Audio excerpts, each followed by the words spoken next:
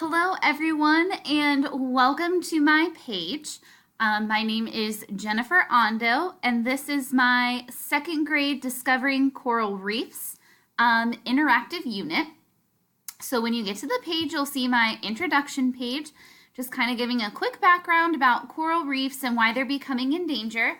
And then it'll also kind of give what the students are going to be doing throughout the unit. So then if you come over to the side and click About Me, you'll find my dog Lexi wearing her Ohio State shirt, OH. In the middle is me with my goddaughter Madison, and on the end is me and my boyfriend Andrew. So a little bit about me if you go through. This will be my 8th year teaching at the same building in Plain Local. I was a Title I teacher my first year, kindergarten the second year, and then I've been first grade ever since. I graduated from Plain Local Schools, and then I went back to work at Plain Local Schools for the past few years, so really excited about that. Then if you come over to the standards part of the page, I just kind of gave a brief overview of what the standards will be throughout the unit. If you click on the underlined areas, you'll see that it'll take you to the page that will make it a little more specific about what we will be doing, specifically within our unit as we talk about it. But other than that, these are just bullet points from what we will be working on, and then also from the P21 framework and the NET standards as well. So all that is underneath here. If you come over to the lessons, I broke it down by each one, so there's 5 altogether. It'll take approximately 10 to 20 days depending on how long you run through the unit, but it's built to be pretty flexible. So lesson 1, if you click on it, is the build background lesson. So especially for our younger kids, since this is devised for 2nd grade, this is just kind of a way to get them introduced into the lesson. So to start off the lesson, the teacher will either use pictures or stuffed animals, basically from different kinds of oceans. If you click on the blue links, it will take you to different pictures that I suggested that you could use, or you could find your own, either one. So after you kind of go through that and you show them all these pictures, you'll go through and do a quick compare and contrast of how they're alike.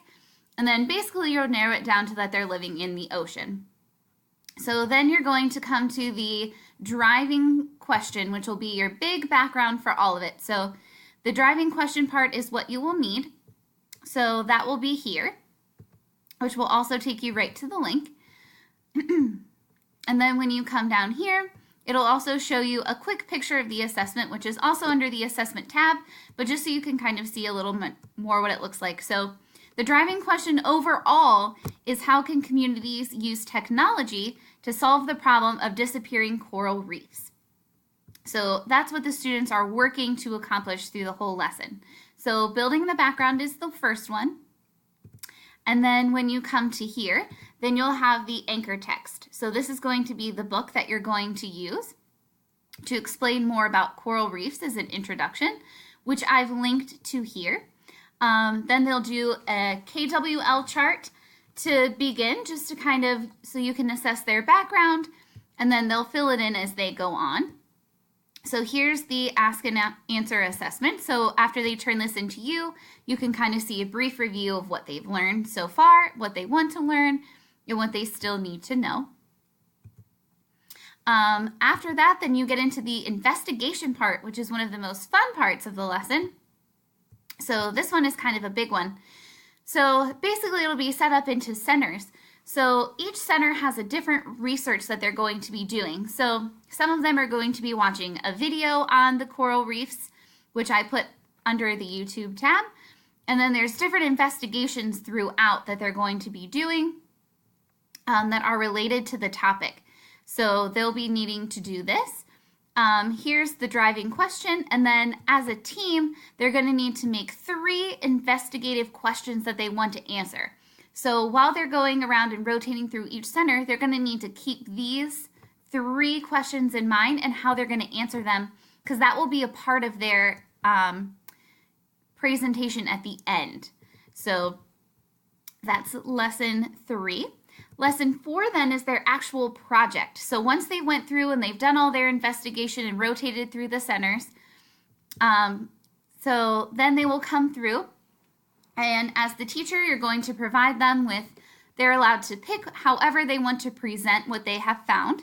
So I gave some suggestions on here, and these are the different ones that they could use. So they could use any of these to present, or they could just stick to your normal paper, pencil, but we also want to jazz it up a little. So we did maybe a Prezi or an iMovie to do a news segment.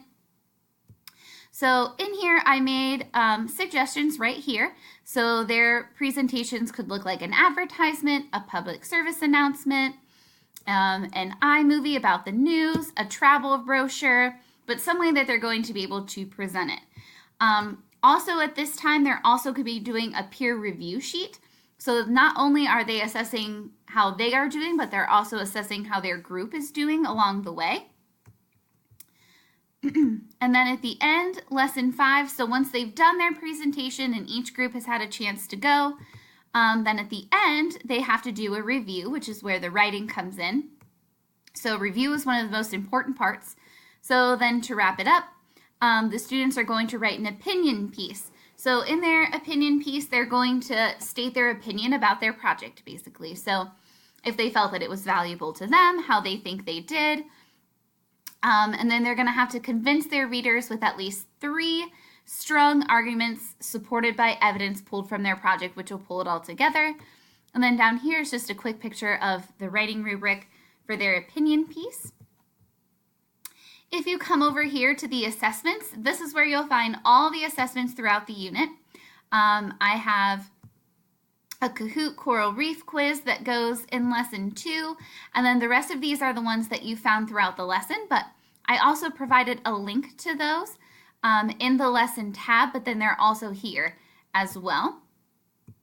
For the technology that's going to be used, here's a list of all the things that we've used. Again, some of these are optional within the unit because, again, it's the student's choice to pick how they want to present their final presentation at the end. So that's where the Prezi and the Flip Snack and the iMovie come in, so they can kind of go between the 3 of those. But outside of that, obviously I used Google Sites to create my site, Screencast-O-Matic, which what you're finding me on, YouTube, Google Forms is how I've done my survey, and then the Kahoot quiz for lesson 2. Under the peer evaluation tab, here you'll find my peer evaluation. So after you've checked out my unit and my website, you can find it here. So here's the peer survey that if you could fill that out, that would be great so I can get your feedback and make whatever adjustments are necessary. And then at the end, we'll add our reflection. So thanks for coming to check out my page. Hopefully you enjoyed it. Again, please leave your peer evaluation at the end so I can make my improvements. And I look forward to hearing back from you. Thanks.